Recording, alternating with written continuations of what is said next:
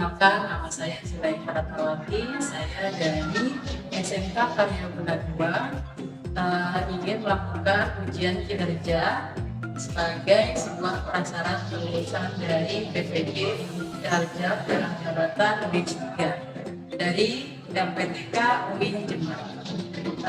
Tugas ini dilakukan untuk memenuhi persyaratan uji kinerja. Demikian perkenalan dari saya. Assalamualaikum warahmatullahi wabarakatuh. Berikut ini adalah video yang saya ambil pada saat yang seharusnya.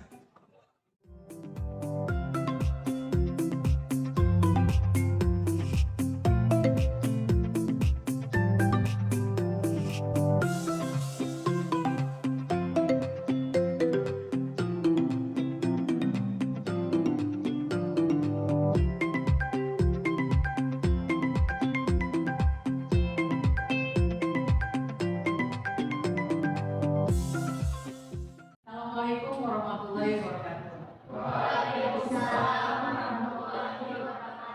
Ketemu lagi sama kalian, kelas-kelas yang menyenangkan, yang selalu saya rindukan dan bikin nyaman.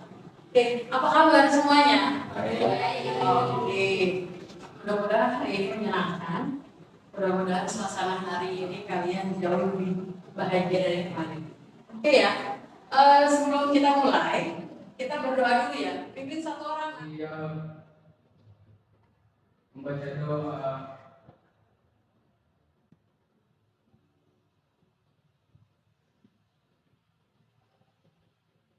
Selesai.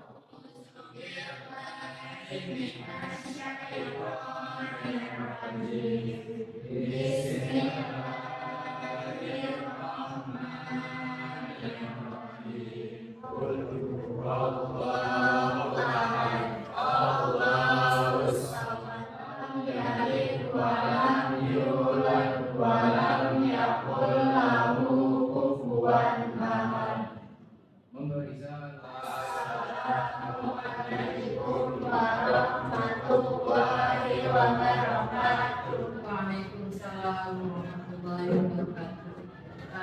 Mudah-mudahan setelah kita membaca doa, kemudian tadarus dengan surat pendek, surat Al-Ikhlas, hari ini pelajaran kita jauh lebih menyenangkan dan lebih baik. Oke, saya absen dulu ya. Naisila ada? Oke, Sofi. Oke, Nadia. Oke, Kesia ada? Oke, Jessica. Oke, Gilang. Oke, Fajar Januar. Oke, Sila ada? Oke, Fajar Rizky. Oke, Rais. Oke, baik. Hari ini semua sehat, menyenangkan. Mudah-mudahan pelajaran kita berjalan dengan baik. Saya akan menampilkan salah satu video motivasi untuk kita. Nanti saya minta dua orang untuk mereview atau merespon video yang saya tampilkan.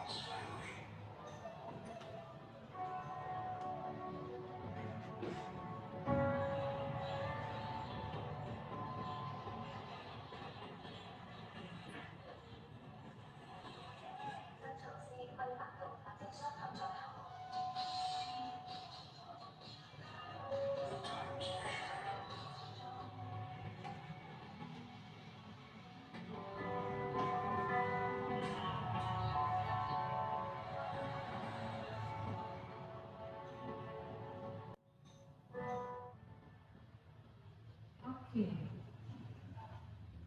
Dari video motivasi yang tadi kita lihat, adakah dari kalian yang mau responnya? Oke. Boleh lebih perkenalkan namanya. Assalamualaikum warahmatullahi wabarakatuh. Perkenalkan, nama saya Gila.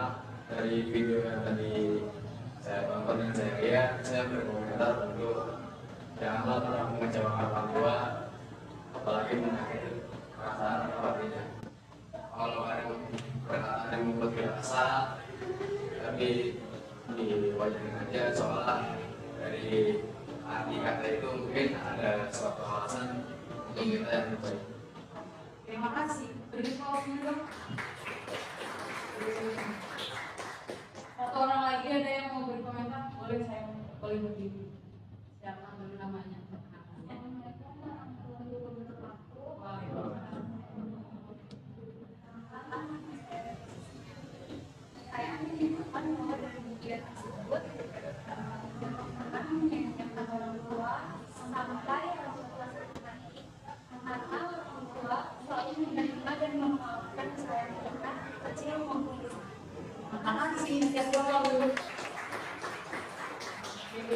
Baik, sama halnya yang ada di ayat ini, materi kita tentang berbicara tentang orang tua, begitu ya.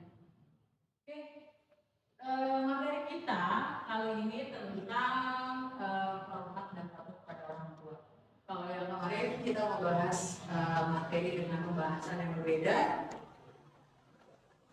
Saya ingin atau kita bisa lihat kompetensi dasar kita, yaitu menganalisis perilaku hormat dan patuh kepada orang tua dan guru, kemudian mengajikan kaitan antara ketahuan kita dalam beribadah dengan hormat dan patuh kepada orang tua dan guru sesuai dengan surat Al-Isra surat 17 ayat 23. Kemudian nanti ini tujuan pembelajaran kita,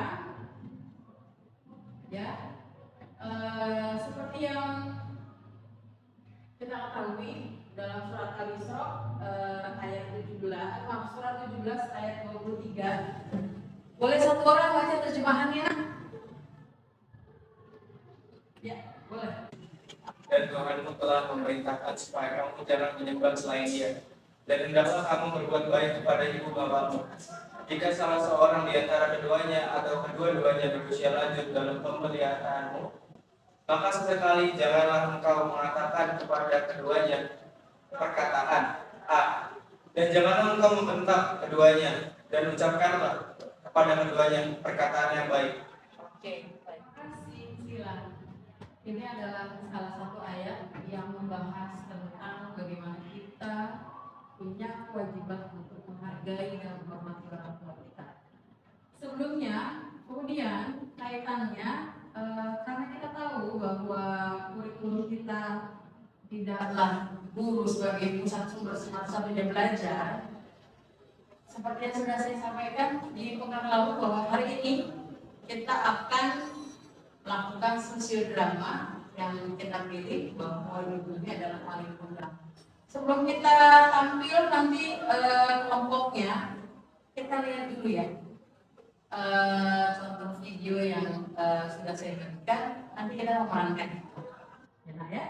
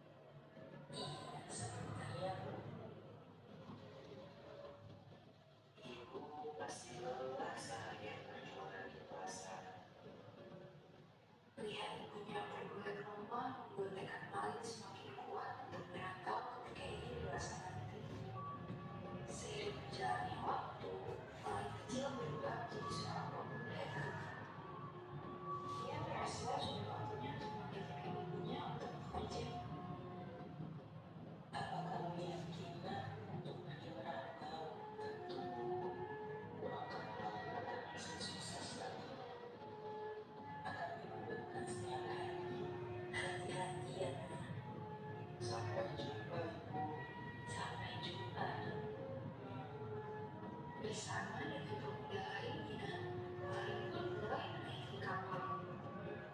Saat itu mulai berhalangan anak sematawayangnya itu dirantau. Kapal yang membawa Mari pun telah pergi jauh, meninggalkan ibunya seorang diri. Selepas Mari pergi merantau, ibunya selalu merindukan anak sematawayangnya. Ia selalu teringat dengan Malin saat melihat lautan. Lalu, apa kabar? Semoga kamu sehat.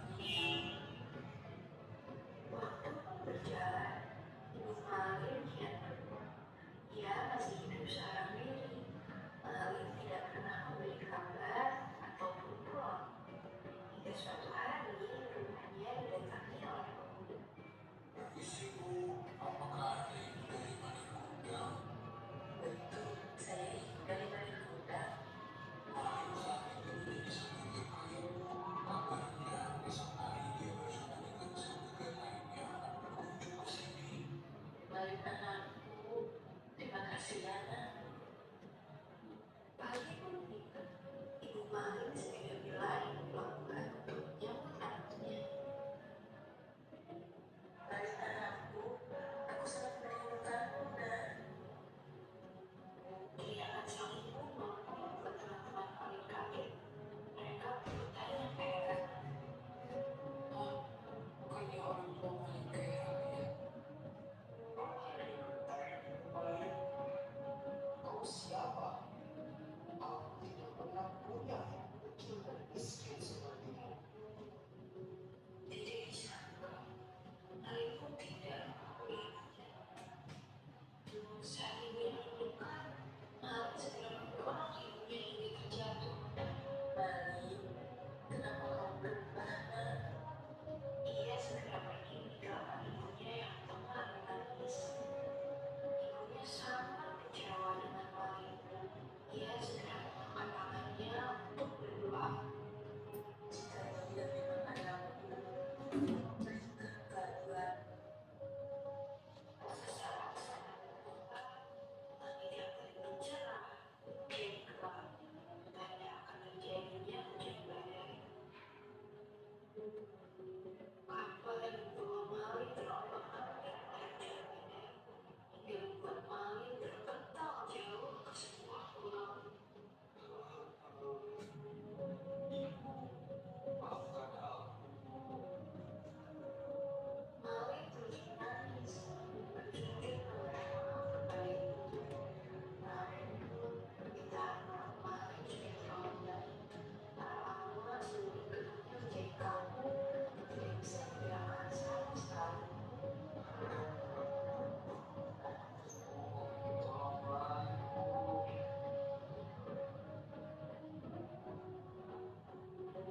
Seluruh rumah berubah menjadi batu.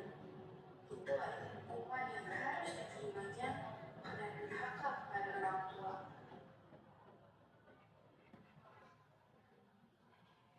Oke,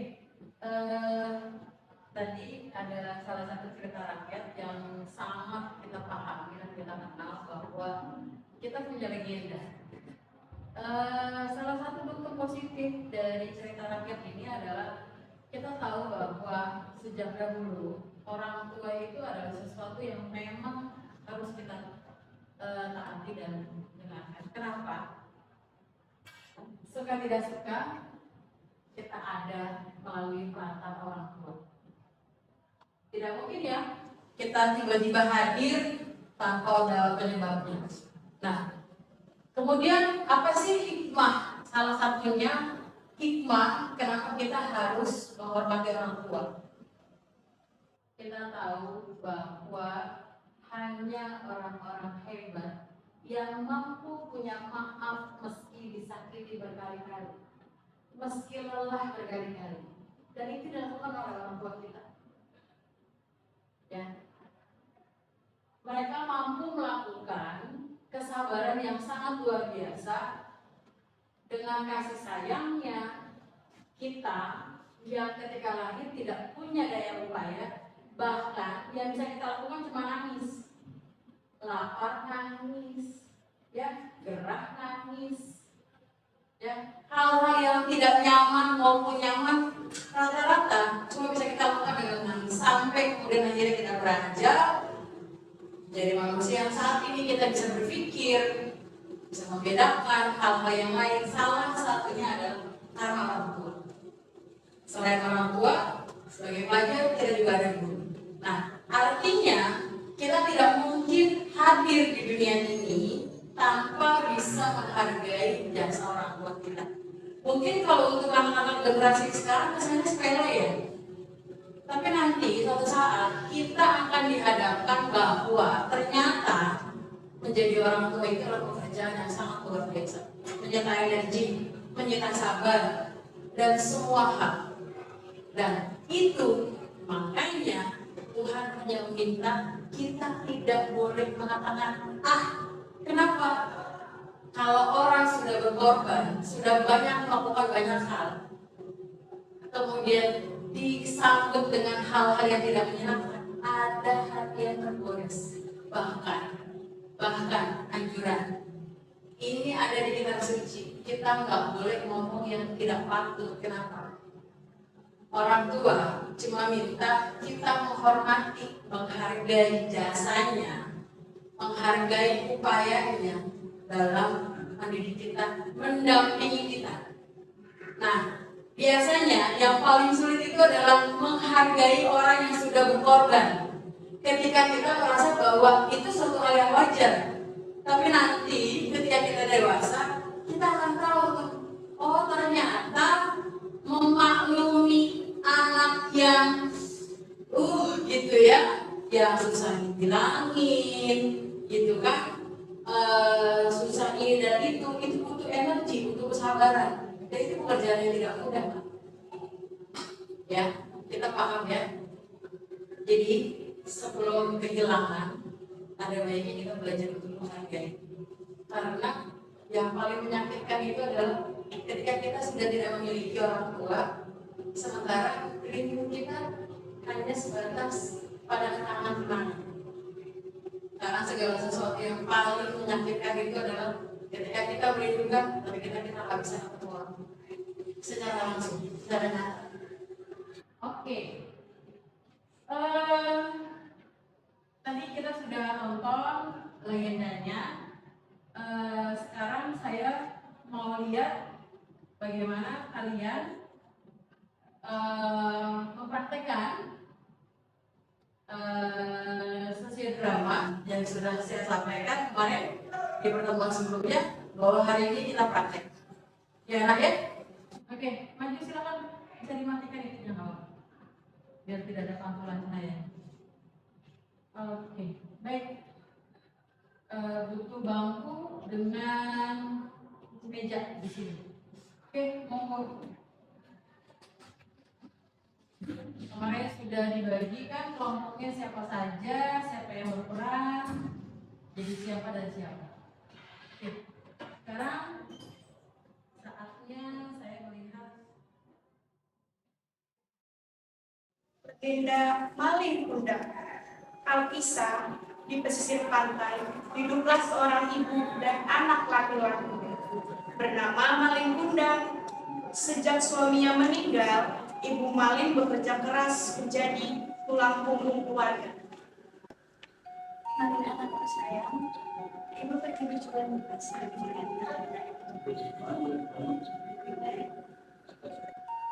Bukan juga ibu bisa segala. Saya mau ikan ya Sabtu. Sebentar ibu. Yang tidak boleh lemah membuat tekad Malin semakin kuat untuk merantau ketika ia dewasa nanti. Seiring berjalannya waktu, Malin kecil berubah menjadi seorang pemuda yang gagah. Ia merasa sudah waktunya untuk menggantikan ibunya untuk bekerja.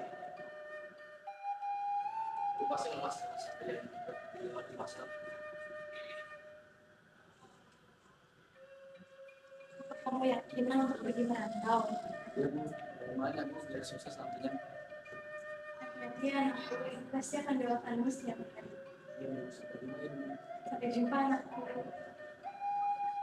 Bersama dengan pemuda lainnya, Malin pun naiki kapal.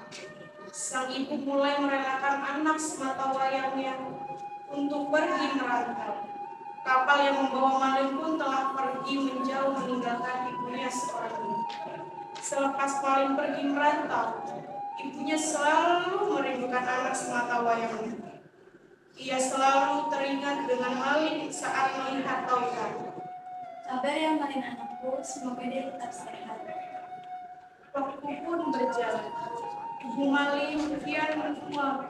Ia masih hidup seorang diri. Malin tidak pernah memberi kabar ataupun pulang. Hingga suatu hari rumahnya didatangi oleh pemuda. Ibu, apa benar Anda ibu dari Malin Kundang? Benar, saya ibu dari Malin Kundang. Malin saat ini sudah menjadi saudagar kaya, Bu. Kabarnya esok hari Malin akan berkunjung dengan saudagar lainnya, Bu. Malin anakku, terima kasih anak. Pagi pun tiba. Ibu Malin segera berlari ke pelabuhan untuk menyambut anaknya. Teriakan sang ibu mampu membuat teman-teman Malin kaget. Mereka pun bertanya heran.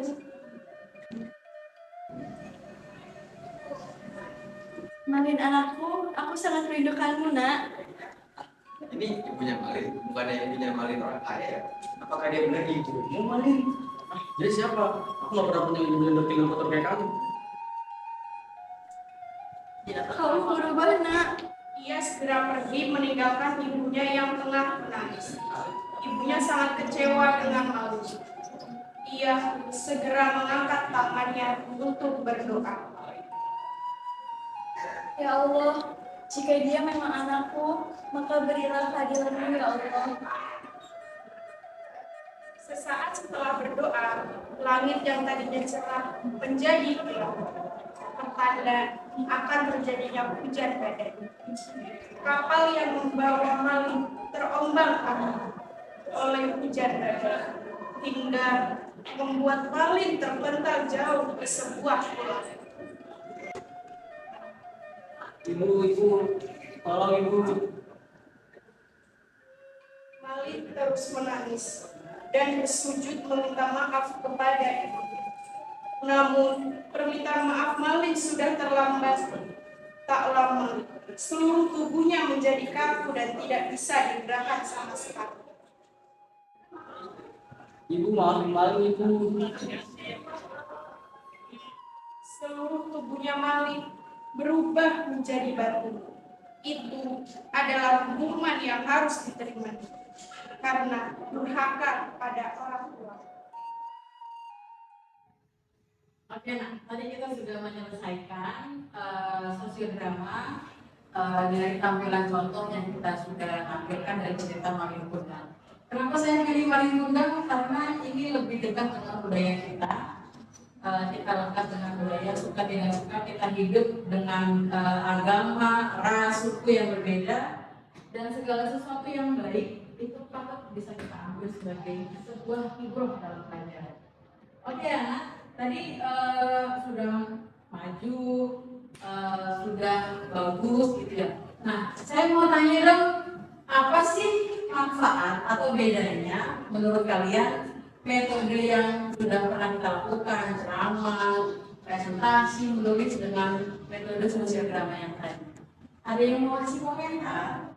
Oke, pokoknya saya berdiri, berdiri aja deh. Perkenalkan dulu namanya siapa ya? Assalamualaikum warahmatullahi wabarakatuh. Perkenalkan, nama saya Nadia Nurjati. Di sini saya akan menjelaskan tentang metode sosiodrama ini. Jadi menurut saya itu, kalau misalnya kita belajar tentang sosiodrama ini, kita lebih mudah memahami materi yang diajarkan dibandingkan dengan metode membaca. Karena misalnya membaca itu menjelaskan dan ada seperti Oke, terima kasih. Masih belum? Baik, saya mau review sedikit tentang materi yang tadi kita sudah sampaikan.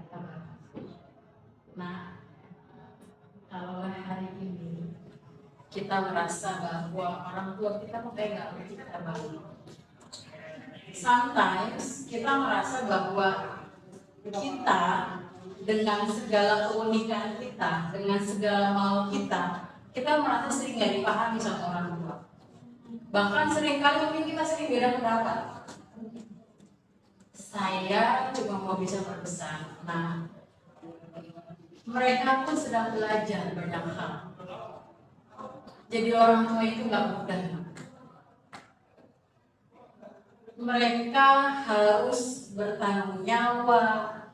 Mereka harus menjaga harga diri mereka selaku orang tua.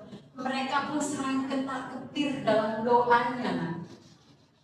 Yang mereka takutkan adalah ketika mereka sedang tidak ada, bagaimana keberlangsungan kalian? Bagaimana kalian tanpa mereka? Bagaimana keimanan kalian? Bagaimana nasib kalian? Bagaimana nanti kalau kalian itu sudah harus berjalan menjalani kehidupan tanpa mereka? Kadang kita melihat segala sesuatu itu sudut pandang dari kita. Kita yang merasa nggak dipahami, kita merasa jadi orang yang tidak dimengerti. Betul nggak? Saya pernah muda, tapi sekarang juga saya sudah tua. Sekarang saya paham. Nanti kita juga akan begitu. Ya, akan ada fase di mana waktu peristiwa mengajarkan kita bagaimana apa-apa yang sudah kita lakukan pada masa lalu. Mungkin itu baiknya, kenapa? Kita harus terus belajar dan bertumbuh. Karena suka tidak suka, hidup ini berbicara tentang proses. Proses dari tidak tahu menjadi tahu, proses dari berbuat salah, kemudian memperbaiki. Orang katanya, orang baik itu bukan orang yang tidak pernah melakukan kesalahan. Tapi orang baik itu adalah orang yang ketika melakukan kesalahan, tapi dia memilih bangkit, berdiri, dan melanjutkan perjalanan. Terima kasih untuk hari ini. Terima kasih selalu menemukan hal-hal yang bahagia saya kalau di sini. Terima kasih keberadaan kalian sudah menggenapkan kehidupan saya. Mudah-mudahan kita ketemu lagi di minggu depan dalam kondisi yang sangat menyenangkan dan bahagia. Assalamualaikum. Waalaikumsalam.